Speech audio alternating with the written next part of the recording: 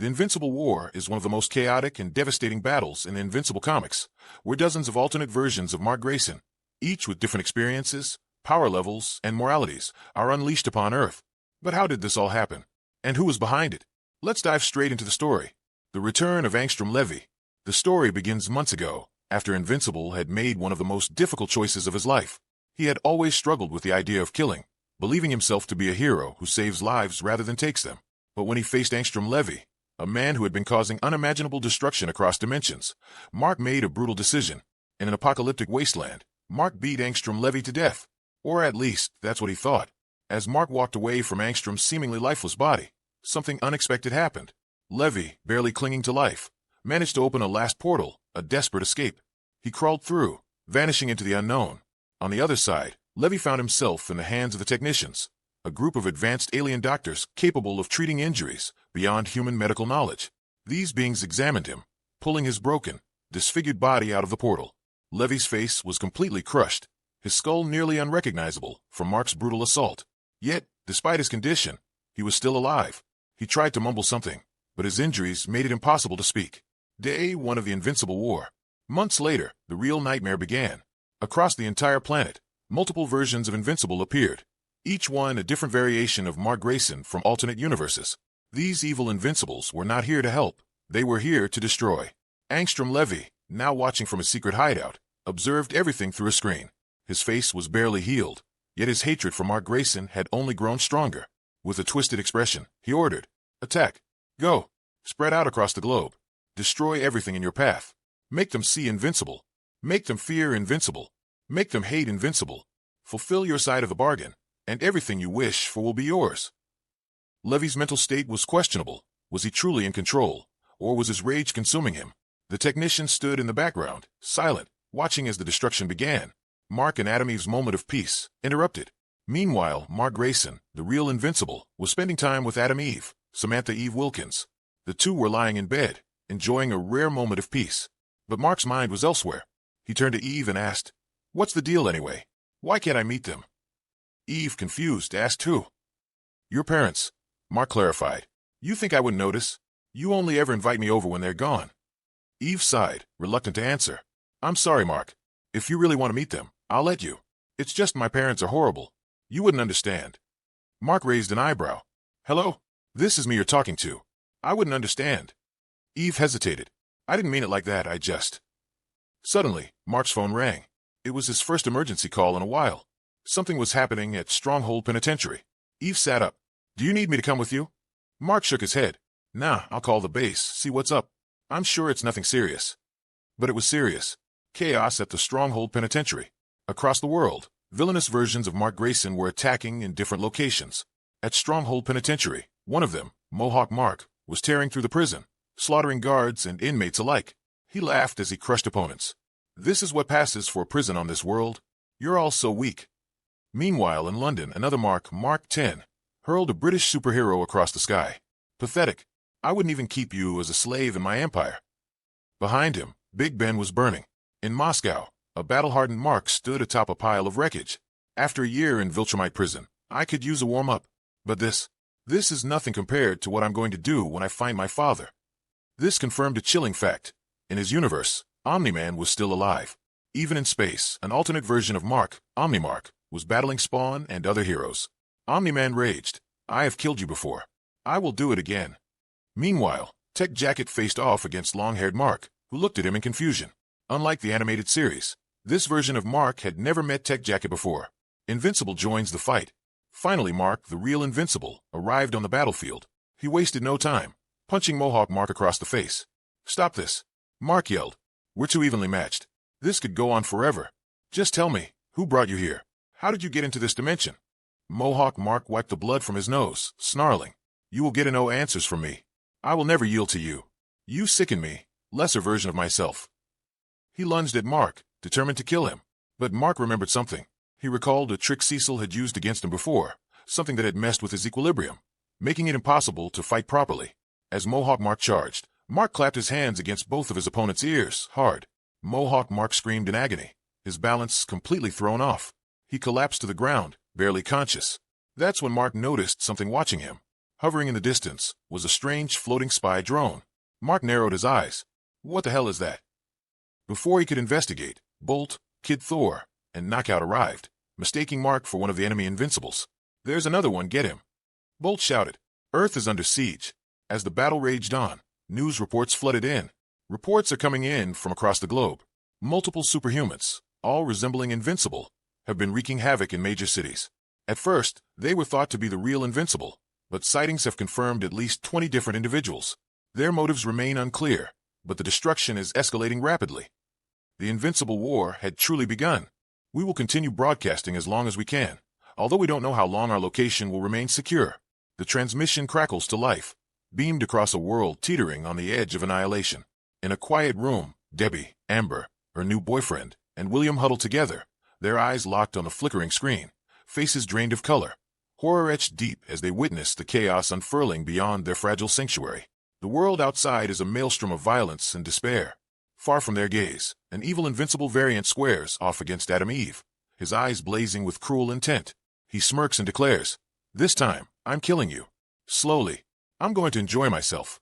The air thickens with menace as he raises his fist, but before he can deliver the killing blow, Oliver rockets into the scene, slamming into the villain with unrestrained fury, shouting, "You suck. I don't care how strong you are. I'm taking you out." The Phantom Mark, unfazed by the assault, his grin widening as he taunts, "Keep telling yourself that, boy. Maybe one day, you'll actually believe it." Before adding with a sneer, "You're going to have to earn the symbol on your chest." His words hang like a challenge in the smoke-choked air. Meanwhile, across the battlefield, Kid Thor and Knockout exchange a wary glance, their suspicion giving way to clarity as they study the bloodied figure before them. Kid Thor mutters, his eyes widening, "This is him. This is the real Invincible."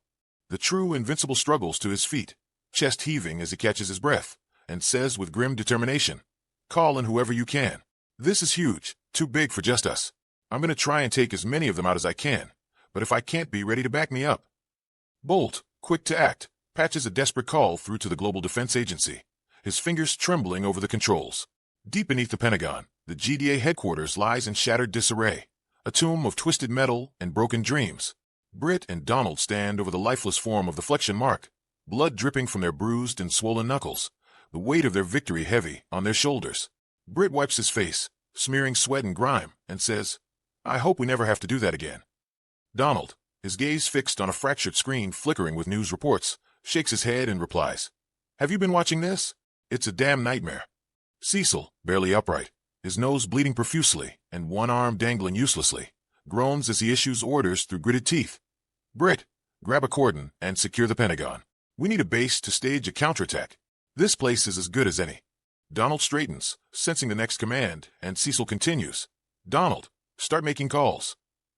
His fists clench as he adds, "We need every ounce of help we can get on this one." Donald nods sharply and asks, "Right away, sir. Who do you want me to call?" Cecil's response is immediate and resolute, "Everyone." High above the ravaged earth, Mark and Adam Eve soar through the sky at breakneck speed, their hands clasped tightly in a desperate bid for unity amidst the storm. Mark says, tightening his grip, "They're just up ahead. Won't be long now. Sorry if I'm pulling too fast." Adam Eve replies, her voice steady despite the strain, "It's okay. We have to be as fast as possible." Then searches his face and asks, "Are you okay?" Mark's expression darkens, shadows pooling in his eyes as he admits, "No, I'm not. They're all me. I know I'm not doing this, but I can't help but feel responsible. I looked one of them in the eyes, and I saw myself." He pauses, his voice faltering, then continues, "Beyond that, there's only one man who has the power to pull people from other dimensions and hates me enough to do this. But that's impossible, right?" His mind flashes back to Angstrom Levy, the man he killed, a ghost whose shadow looms larger than ever. In another corner of the war-torn landscape, an evil Invincible confronts Cyberforce, his smirk sharp as a blade as he lists their names with mocking precision. Psyblade, Ripclaw, Heatwave, Velocity, Ballistic. His expression twists with dark amusement as he continues, "It's funny seeing you all work together again. Cyberforce, was it? Doesn't matter. I know everything about you, and you can't hope to win this fight. This is your final battle. Enjoy it while it lasts." A Cyberforce member grits their teeth and snaps, "Guys, can we please just shut him up?" Before they can strike, Pitt smashes one of the evil Mark's heads into the ground, blood exploding in a crimson spray. At the same instant, Shadow Hawk and Madman bring down Omnimark with a bizarre twist, a yo-yo slicing through the air. As Omnimark crumples, dying, he whispers, "You think this will work? You think you can stop me?" He coughs blood and rasps, "I murdered my father. A Viltrumite. Do you really think you can survive this?" Adam Eve staggers and collapses, her legs snapping beneath her with a sickening crunch, blood pooling as she gasps in agony, her body trembling in the dirt. Mark's heart thunders in his chest as he rushes to her side, his voice breaking as he says, "Oh, God, just hang on, Eve. We'll be at the hospital in no time." Elsewhere, a lensless Mark Grayson tears through the Guardians of the Globe with ruthless ease, lifting Immortal's severed head and scoffing. "They call you clowns the Guardians of the Globe? You're an embarrassment. I can't believe I killed you all so easily." He tosses the decapitated head aside with contempt. Darkwing emerges from the shadows behind him, and before the evil Mark can react, pulls him into the shadow world, both vanishing into the void. A sinister Mark breaches the walls of Nolan and Debbie's home, his grin widening as he says, "She's not here? I was looking forward to killing her myself this time." Oliver lunges at him with reckless courage, only to be swatted aside like an insect, crashing into the wall with a bone-jarring thud. The evil Mark sneers, "You're obviously some kind of lesser Viltrumite. Just look at you. How could you possibly hope to defeat me?" Meanwhile, Phantom Mask tightens his grip around Savage Dragon's throat, choking the life from him as Shapesmith gasps, "Where's Darkwing? Did he get him?" Black Samson surveys the battlefield, his voice low as he whispers, "He's not here. That madman, he must have trapped himself in the shadows to kill that monster." A heavy silence falls, broken only by his solemn addition, "Darkwing sacrificed himself to save us." The broadcast endures, a fragile thread weaving through the relentless war as heroes and their twisted counterparts clash, the fate of all hanging precariously in the balance. The story surges into a heart-wrenching moment, a scene etched deep in the comic's legacy, unfolding amidst the chaos of a world torn apart. Rex Splode, battered but resolute, stands firm as danger closes in, his voice cutting through the clamor as he declares, "No, get them out of here before he kills all of us." His gaze hardens with resolve, and he adds, "Leave him to me. It's the only way to go." Nearby, Robot refuses to retreat, his mechanical determination unyielding, but Bulletproof seizes him, lifting off into the sky despite Robot's protest. "No, go back." His synthetic voice trembles as he insists, "We can't leave him," followed by a fragmented, "It's but the lens." The air crackles with tension as the massive lens Mark zeroes in on Rex Splode, seizing him by the throat with a sneer. "That was a futile gesture, Rex. I'm going to pop your head off, and then fly off to murder all three of them. What do you hope to accomplish against me? You are out of batons and golf balls, and whatever you keep in your pockets. Your wrist launcher is spent. You have got nothing, no way of attacking me." His grip tightens as he continues, "So tell me, how are you going to kill me? What are you going to charge and explode with?" Rex, defiant to the last, rasps, "My skeleton." A deafening boom erupts, a blinding explosion that consumes both Rex and the lens Mark in a sacrificial blaze, Rex giving his life to save his friends. Robot, overwhelmed, cries out, "No." But the damage is done, the echoes of the blast reverberating through the shattered landscape. In the aftermath, Pitt and other superheroes lie strewn across the battlefield, their bodies broken and bloodied, teetering on the brink of death, crimson pooling beneath them in a grim testament to the war's toll. At Adam Eve's bedside, Mark kneels, tears streaming down his face as he clutches her hand. Her fragile form a stark contrast to the violence outside.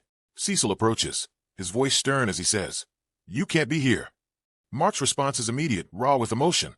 "I can't leave. I need to be here for her. She needs me." Cecil counters, "We are losing this, kid. The world needs you." A plea weighted with the stakes of a crumbling planet. This marks a profound shift for Mark, who once stood against his own father for this world, always placing its needs above his own. Yet now he snaps, "I don't care. You have got every goddamn superhero on the planet working on this. You can do this without me."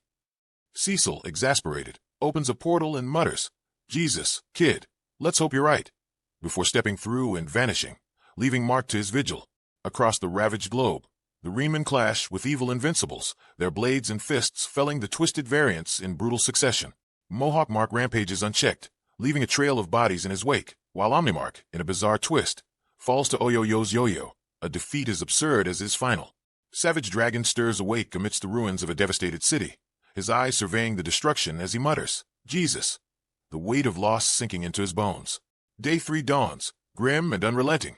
Sinister Mark, bruised and cut but still standing, joins the other evil versions of Mark Grayson, Viltrumite Mark, Mohawk Mark, two invincible evil variants, Prisoner Mark, and Phantom Mark, over the smoldering ruins of once iconic landmarks, the last remnants of their Viltrumite kin reveling in the carnage they've wrought.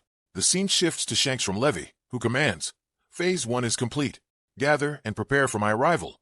Rallying the Invincibles. They converge above a familiar house. Sinister Mark growling. Why are we meeting above my house? I hate coming back to this place. Phantom Mask retorts. Not all of us killed our mother here. My father destroyed this place before I could kill him. I'm happy to see it. Mohawk Mark, restless, snaps. What is taking him so long? Abruptly, Angstrom Levy appears, his voice smooth as he says, Sorry, I preferred make an entrance. This world is ruined in ruins. This Invincible's reputation is destroyed. The people here will always hate and fear him because of what you have done. Now all that's left is to disfigure him. I want him. I want him to know the pain he has caused me. Find him and bring him to me. Sinister Mark, fed up, retorts, How about we don't? Your stupid plan whittled us down to 8. You said if we did this for you, in return, you would help us expand our empires into countless dimensions. This place is in shambles. I say we move on now, or we kill you. Angstrom Levy, unfazed, unleashes his drones, quelling the rebellion and banishing the Marks to a post-apocalyptic world, muttering, How disappointing. Sinister Mark, enraged, kills Angstrom, snarling, You can't strand us here. We'll find a way out of here, and we will find you, and we will kill you. From behind, Prime Mark's voice cuts through, You. I knew it was you. Angstrom Levy, startled, turns and says, Oh good, you came to me. As Bulletproof, Invincible, and others charge toward him. Invincible growls, You won't be so happy to see us in a minute. But Angstrom's spy drones retaliate, scattering the heroes. Invincible and scathed, confronts him. It was you. You've been spying on me for weeks. You're going to pay for what you did to Adam Eve. He grabs Angstrom, slamming him down and demanding, Are you him? The Angstrom I thought was dead, that I thought I'd beaten to death. How are you here? How did you survive? Angstrom shoves him back with pyrotechnic drones, boasting, Because I'm brilliant. I was prepared for you to defeat me. My strength and your ability had been augmented, but I had no way of knowing if it would be enough. I had surgeons in a parallel dimension on standby. They patched me up. Now I know that sending you through dimensions only gives you enough time to eventually outwit me. So this time I brought weapons. Do you like them? Mark, battered by the drones, lies in a disfigured heap, but seizes one, snarling, No, not at all, and crushes it. Fury ignites within him as he grabs Angstrom by the throat again, shouting, You thought that would be enough? You thought you could defeat me with that? You brought evil versions of me to this dimension to do what? Discredit me? Did you see what they have done? Good God, man, is this what you wanted? You have caused the deaths of thousands. He pauses, conflicted, then admits, I could kill you. Oliver's voice rings out behind him. Kill him. Clarifying. Just do it before he has a chance to escape. Why are you even hesitating? Just look. Look at what he has done. Look around. You thought you'd already killed him. If you had, this wouldn't have happened. Isn't that enough to prove that it's the right decision? This never would have happened. Mark, swayed, tightens his grip on Angstrom's throat, saying, Okay, Angstrom, I'm sorry, but you've given me no choice. Angstrom's drones shove Mark off once more, and he opens a portal, taunting. Truer words. But Mark lunges, grabbing his hand. No, no way. Pulling him back. You're not getting away with this. I won't let you. Angstrom resists, sneering. Don't be so sure.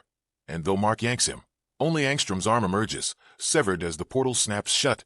Oliver grimaces. That's gross. Angstrom reappears before his technicians, clutching his stump. I need you to patch me up.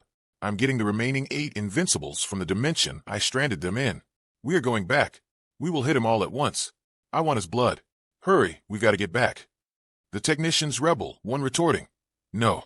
Promises were made, Angstrom Levy. You gave us assurances. We had a deal, and you failed. You don't get a second chance. You don't get to give us orders. You work for us now. The betrayal stuns Angstrom, but the scene shifts to day 4.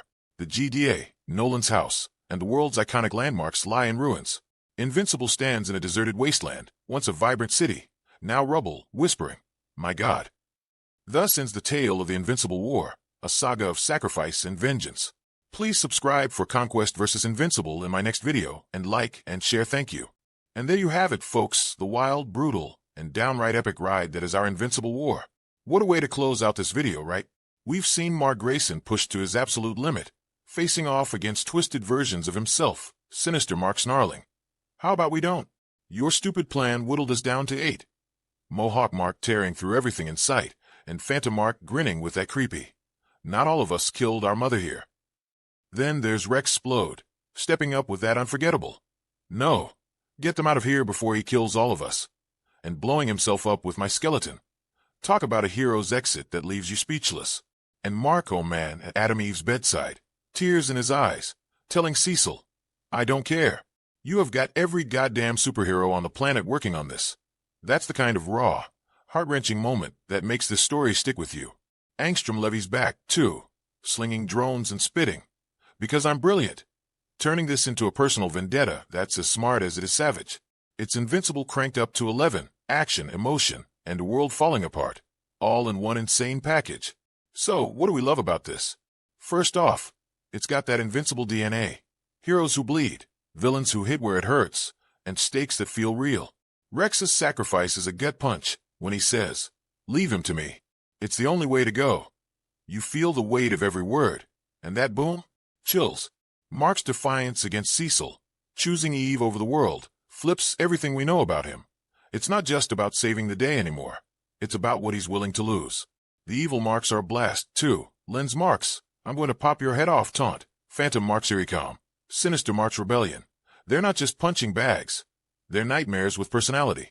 The battles are nuts. Pitt smashing skulls. Riemann cutting down foes. Even that yo-yo takedown, weird, but we love it. Angstrom's drone-fueled revenge, with lines like, this time, I brought weapons. Do you like them? Ties it all back to Mark's past, making every clash personal. Oliver's kill him. Just do it moment? That's the cherry on top, pushing Mark to a moral edge we rarely see. For this video, it's been a dream. These lines sing through AI voices, the chaos pops on screen, and the heart keeps it grounded. Now, it's not perfect, nothing this big ever is. The first half's got so much going on. GDA crumbling, Cyberforce scrambling, Darkwing vanishing with he sacrificed himself to save us. It can feel like a whirlwind. Maybe a little more glue between scenes, like, while the Pentagon burns, the fight spreads. Could keep us hooked, without losing the thread. Some dialogue could hit harder, too. Lens Marks, you are out of batons and golf balls, and whatever you keep in your pockets is fun but long. Imagine, you're out of tricks, done for that extra bite. Angstrom's plan to disfigure Mark is cool, but what's the endgame? A sharper, I want him a broken shell they'll never trust, could seal the deal. And that yo-yo kill? Hilarious, but twice might be overkill. Mix it up with, say, Shadowhawk's claws next time. Oh, and Adam Eve's injury.